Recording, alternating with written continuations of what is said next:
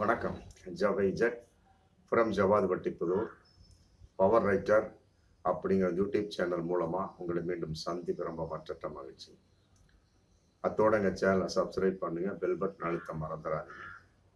அத்தோட எல்லாத்துக்கும் ஷேர் பண்ணுங்க. அதாவது 75 வருடங்களாக நடந்த ஒரு வழக்கு, அதாவது பாபர் மசூதி, அந்த இடத்துல தான் ராமர் பிறந்தார் அப்படின்னு. இப்ப கட்டியிருக்கிற கோயில் வந்து 3 கிலோமீட்டருக்கு அந்த பக்கம் கட்டியிருக்காங்க. அது எதன் அடிப்படை அப்படின்னு தெரியல. ராமர் அங்கதான் பிறந்தாருன்னு அந்த இடத்துல தான் ராமர் கோவில் கட்டியிருக்கணும். ஜிபிஎஸ் பார்த்தோம்னா 3 கிலோமீட்டர் அந்த பக்கம் இருக்குதான். அங்கு போயிட்டு வந்த இந்து பக்தர்களே சொல்றாங்க, ராம பக்தர்களே சொல்றாங்க. நம்ம 2-3 பேர் என்கிட்டயே சொன்னாங்க, என்னங்க ராமர் அந்த இடத்துல தான் பிறந்தார் அப்படிங்கிறாங்க. அப்புறம் இதுக்கு 3 கிலோமீட்டர் தள்ளி 2 கிலோமீட்டர் தள்ளி அந்த கோவிலை கட்டினாங்க. அப்புறம் எதுக்காக அவர்கள் பாபர் மசூதி இடித்தார்கள்? பேசாம அதே இடத்துல கட்டியிருக்க வேண்டியதானே? அப்ப இது அரசியல் என்பது பாஜகவின் RSS அரசியல் கன்ஃபார்மா தெரிஞ்சு போச்சு. ஆமா, அதன் அடிப்படையில வந்து இஸ்லாமியர்கள் வந்து பெருந்தன்மையாக விட்டு கொடுத்தார்கள், அதான் உண்மை.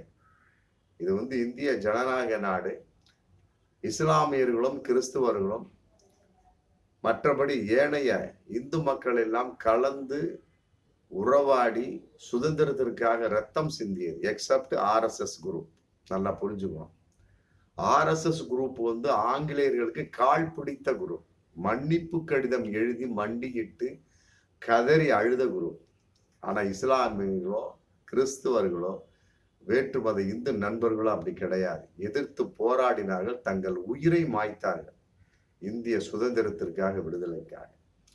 ஆனா ஒண்ணுக்கு விளங்காத அந்த RSS, இந்த இருக்கக்கூடிய பாஜக, அப்புறம் இருக்கக்கூடிய அனைத்து அமைப்புகளுமே அதிலிருந்து பிரிந்து வந்து தனக்கென்று ஒரு கட்சி ஏற்படுத்தி கொண்டிருக்கக்கூடிய அனைத்து அமைப்புகளுமே ஆங்கிலேயர்களுடைய கால் பிடித்தவர்கள், மன்னிப்பு கேட்டவர்கள். ஆமா, ஆங்கிலேயரை அரெஸ்ட் பண்ண உடனே ஐயோ அண்ணன் கதறி மன்னிப்பு கேட்டவர் சாவர்கர் கும்பல்கள். அவங்களுடைய அடிப்படையில வந்து இன்னைக்கு மிகப்பெரிய ஒரு விஷயம். சரி, எதுக்கு அதை போய் தொலையுதுன்னு சொல்லி போட்டு அதை இஸ்லாமியர்கள் விட்டு கொடுத்தார்கள் பாபர் மசூதி. சரி, அது ஒண்ணுதானே போய் தொலையுதுன்னு விட்டு கொடுத்தா அப்படின்னா, அடுத்தது மதுராவில் வந்து லிங்கம் இருக்குது அப்படின்னு அது ஒரு ஆராய்ச்சி, உள்ள போய் பார்க்கணும். அப்புறம் ஞானவாதி அந்த மசூதியில அங்க போய் உள்ள பார்க்கணும் அப்படின்னு ஒரு வெளிப்பாடு. அப்புறம் எம்பியில ஒரு தர்காவில் ஒரு இருக்குது அப்படின்னு. இந்த ஒரு வாரத்துக்கு முன்னாடி ஊபி சம்பல்ல மிகப்பெரிய ஒரு சம்பவம். பாபர் மசூதி கட்டிய 3 மசூதியில ஒண்ணு வந்து சம்பல் ஊபியில இருக்குது. அதை வந்து பாபர் வந்து இடித்து கட்டினார். ஒரு அற்புதமான ஒரு கோவிலை, இந்து கோவிலை இடித்து கட்டினார். அதாவது 1926 டிசம்பரில் கட்டப்பட்டது அப்படின்னு சொல்லி போட்டு அதுக்கு ஒரு பிரச்சனை பண்ணிக்கிட்டு, இந்த போன வாரம் துப்பாக்கி சூடு, ஒரு கோவிலாகட்டும், ஒரு மசூதி ஆகட்டும், ஒரு கிறிஸ்துவ தேவாலயம் ஆகட்டும், ஆமா, உள்ளூர் நீதிமன்றம் சொல்லிருச்சு அப்படின்னா உடனே போலீஸ் உள்ள விட்டுருவாங்களா? இல்ல, நீதிமன்றம் எவ்வாறு இதற்கு உத்தரவிட்டார்கள் அப்படிங்கிற மிகப்பெரிய ஒரு கேள்வி இருக்கு. 1991 சட்டம் ரொம்ப தெளிவா சொல்லு, வழிபாட்டு சிறப்பு சட்டங்கள். 1947 என்னைக்கு இந்தியா விடுதலை அடைஞ்சு அதோட பினிஷிங். எந்த கோவில் எந்த இடத்துல மசூதி இருந்தாலும் சரி, எந்த மசூதிக்குள்ள எந்த கோவில் இருந்தாலும் சரி, ரெண்டுக்கு இடையில வந்து தேவாலயம் கட்டப்பட்டிருந்தாலும் சரி, அவர்களுக்கு சொந்தமான, எதையும் பிரச்சனை பண்ணக்கூடாதுன்னு சொல்லிவிட்டு ரொம்ப தெளிவா சட்டம் எழுதி சென்று விட்டார்கள். ஆமா, இது வந்து பாபர் மசூதிக்கு பொருந்தாதுன்னு சொல்லி போட்டு, ஏன்னா அது 70 வருடங்களுக்கு முன்னால் ஏற்பட்ட விஷயம் சொல்லப்பட்டு ஏதோ ஒரு பிரச்சனையா அந்த நேரத்துல போடப்பட்ட ஒரு வழக்கின் அடிப்படையில பாபர் மசூதி வந்து இஸ்லாமியர்கள் விட்டு கொடுத்தார்கள். அவ்வளவுதான். போராட்டம்னா எப்படி வேணாலும் பண்ணலாம், என்ன எப்படி வேணாலும் பண்ணலாம். அவர் இஸ்லாமியர்களுக்கு இல்லாத உரிமை இது இந்தியாவில் எவனுக்குமே கிடையாது. அதே மாதிரி கிறிஸ்துவர்கள், அதே நேரத்தில் இந்து மத நண்பர்கள். ஆனா RSSக்கும் பாஜகவிற்கு அருகதையற்றவர்கள். அவர்களுக்கு அந்த ஒரு சதவிகிதம் கூட அந்த போராடுவதற்கு இந்தியாவில் இருப்பதற்கே தகுதியற்றவர்கள். அப்படிப்பட்ட ஒரு கும்பலின் வெளிப்பாடு இன்னைக்கு வந்து அந்த ஒரு பிரச்சனை. சம்பல் அது ஒரு பிரச்சனை முடிஞ்சு அது 4 பேர் இஸ்லாமியர்கள் சுட்டு கொல்லப்பட்டார்கள். உள்ளே நுழையணும் அப்படின்னா அது இப்படி நுழைய விட்டுற முடியுமா? ஒரு நீதிமன்றத்தினுடைய ஒரு ஆர்டர் இருந்தா உள்ளே நுழைஞ்சிட முடியுமா? ஒரு வழிபாட்டு தளத்துக்குள்ள ஒரு வீட்டுக்குள்ள கதவு தட்டணும்னா போலீஸ் விட்டுருவாங்களா? என்னதான் ஒரு நீதிமன்றத்தின் ஆர்டரே இருக்கட்டுங்க, ஒரு வீட்டுக்குள்ளே நுழைய விடக்கூடிய அளவுக்கு இருக்கக்கூடிய சமயத்துல ஒரு வழிபாட்டு தளத்துக்குள்ள எப்படி போலீஸ் உள்ள நுழைய முடியும்? பல பேர் போராடினாங்க. ஆமா, அப்புறம் ஆத்திரத்துல கல்லை விட்டு எரிஞ்சிருக்கிறாங்க. உடனே கண்ணீர் புகை கொண்டு மற்ற சோர்ஸ் துப்பாக்கி சூழல் 4 பேர் இறப்பு. அது இஸ்லாமியர்கள் இறப்பு. அந்த சம்பவம் இன்னைக்கு ஒரு 4-5 நாள் தான் அது நடந்து முடிஞ்சு இன்னும் அதனுடைய ஈரங்கூட காயில. இப்ப மீண்டும் ஒரு சம்பவம், ராஜஸ்தான்ல இருக்கக்கூடிய அஜ்மீர் தர்கா, அதுக்குள்ள சிவன் கோவில் இருக்கான். சிவன் கோவிலை இடித்து விட்டு, இந்த அஜ்மீர் தர்கா என்பது 800 வருடங்களுக்கு முன்னால் கட்டப்பட்டது. நல்லா புரிஞ்சுக்கங்க, 800 வருடங்களுக்கு முன்னால் கட்டப்பட்டது. காஜா முஹையத்தீன் அப்படிங்கிற அவுளியா அங்க அடங்கி இருக்கக்கூடிய ஒரு அடக்க ஸ்தலம், கல்லறை உள்ள ஒரு அற்புதமான புனித இடம், புனித பூமி. அது 800 வருடங்களுக்கு முன்னால் கட்டப்பட்டது. ஏன்னா ஹர்ஃபிலாஸ் அப்படிங்கிற ஒரு நபர் தன்னுடைய புத்தகத்துல குறிப்பிட்டிருக்கிறாராம். அதாவது அது 2 வருஷமா ஆராய்ச்சி பண்ணி அந்த புத்தகத்தை அவர் வெளியிட்டு இருக்கிறார். அந்த புத்தகத்தை இந்து சேனா தலைவர் விஷ்ணு குப்தா அப்படிங்கிறவர் படிச்சிருப்பாரு போல இருக்கு. படிச்ச உடனே அவர் உடனே உள்ளூர் நீதிமன்றத்தை வழக்கு தொடுத்திருக்கார். அந்த புத்தகத்தை ஆதாரமாக வைத்து, வேற ஒன்றும் கிடையாது. புத்தகத்தை எழுதியவர் சுய உணர்வோடு எழுதினாரா, பிறருடைய தூண்டுதலில் வெளிப்பாடு எழுதினாரா, அல்லது அவரும் பாஜக கும்பலா, பாசிச கும்பலா, சனாதன போக்குள்ள கும்பலா அப்படிங்கிறதா இருக்குல்ல. பலவிதமா திங்க் பண்ணணுங்க. ஒரு வீடு இருக்குது அப்படின்னா 800 வருஷத்துக்கு முன்னால ஒரு வீடு, அந்த வீட்டை போய் நேத்து நான் ஏன் வீடுன்னு சொன்னா வீட்டுக்காரன் விட்டுருவானா? 800 வருஷமா எந்த ஊருக்குடா போயிருதுன்னு கேட்க மாட்டான். அதே கேள்விதான் இன்னைக்கு. அஜ்மீர் தர்கா ஒரு சிவன் கோவில் இடிக்கப்பட்டு கட்டப்பட்டதாக இருக்கட்டுமேங்க. 800 வருடங்களுக்கு முன்னாடி 800 வருஷமா எந்த ஊருக்கு போயிருந்தீங்க? இத்தனைக்கு அந்த அஜ்மீர் தர்கா இந்து மக்கள் தான் அதிகமா அங்க வழிபாட்டுக்கு வருவாங்க. நல்லா புரிஞ்சுது. இஸ்லாமியர்கள் அந்த அளவுக்கு வழிபாட்டுக்கு வரமாட்டாங்க. இந்து மக்களின் ஒரு புனித பூமின்னே சொல்லலாம்.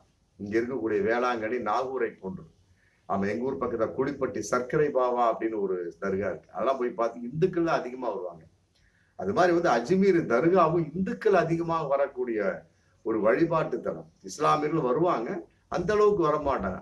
அதே நேரத்துல வருஷம் ஒன்றிய அரசு, மத்திய அரசின் சார்பா ஒரு போர்வை அங்கு போத்துவதற்காக பரிசாக அளிக்கப்படும். அது நேரு காலத்திலிருந்து ஆரம்பித்த ஒரு விஷயம்.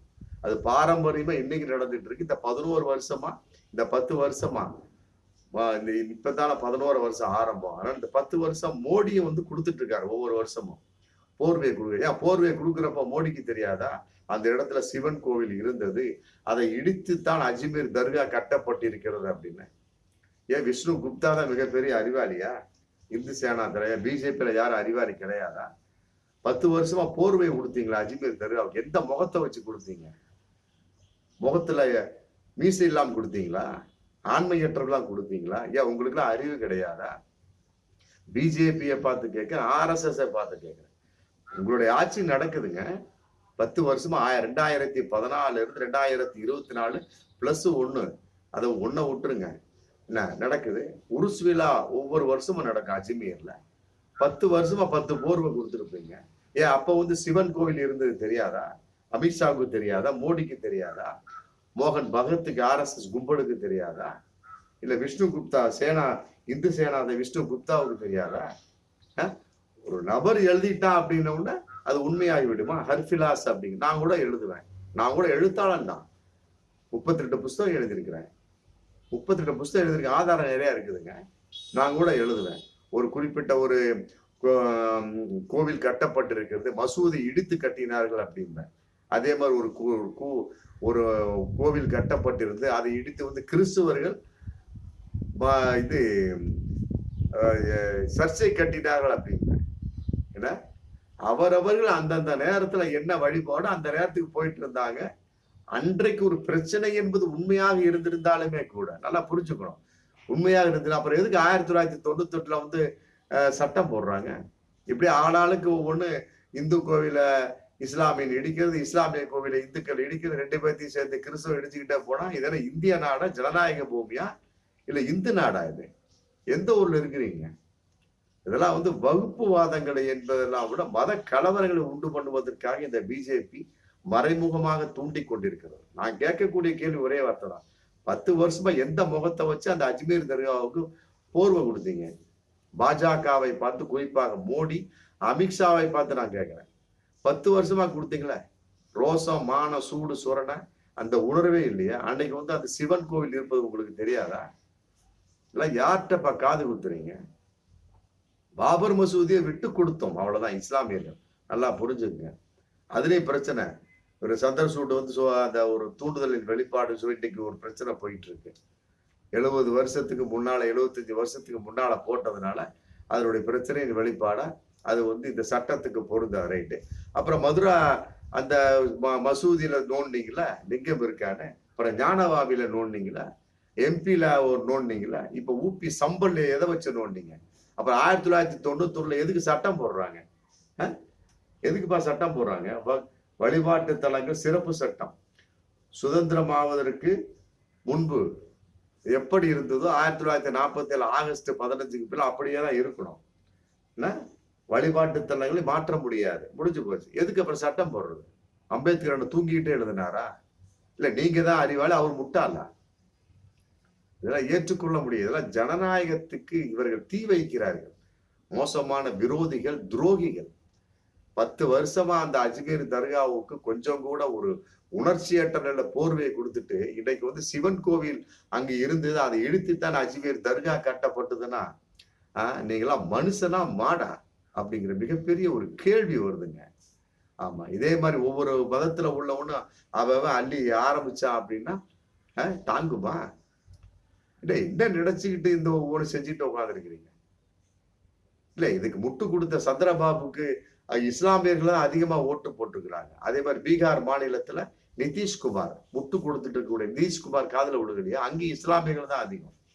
ஏன் சந்திரபாபு காதுல விழுகலையா இந்த குரல்? நிதிஷ்குமார் காதுல விழுகலையா? 2 பேரும் முட்டு கொடுத்ததுனால இன்னைக்கு பிஜேபி நின்றுட்டு இருக்கு.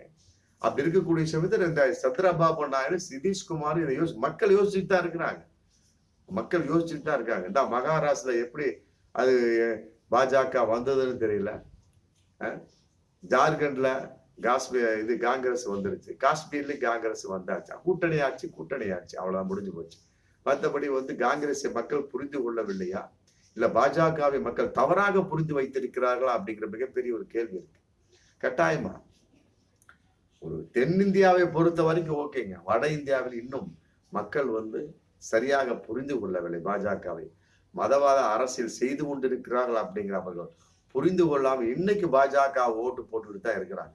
அதனால இதெல்லாம் உண்மையிலே இந்தியாவை தூங்க விடாமல் செய்வது, ஆமா, இந்தியாவுக்கு தீயை வைப்பது, ஆமா, இதெல்லாம் பாசிச கும்பலில வேரோடு அழிக்க வேண்டிய நேரம் வந்து விட்டது என்பதெல்லாம் விட ஒவ்வொரு தடவை இப்படியே நடந்துகிட்டு இருந்தது அப்படின்னா என்ன, இஸ்லாமியர்கள், சிறுபான்மை மக்கள், கிறிஸ்துவர்கள் எவ்வாறு நிம்மதியாக இந்த நாட்டில் வாழ முடியும்? அப்படின்னா இந்தியாங்கிற உங்களுக்கு மட்டும்தான் பட்டா போட்டிருக்கா, ரைட்டுப்பா. பாஜகவை பார்த்து கேட்க, RSS பார்த்து உங்களுக்கு பட்டா போட்டாச்சு, பட்டா சிட்டா அடங்கல் எல்லாம் பத்திரம் எல்லாம் போட்டாச்சு.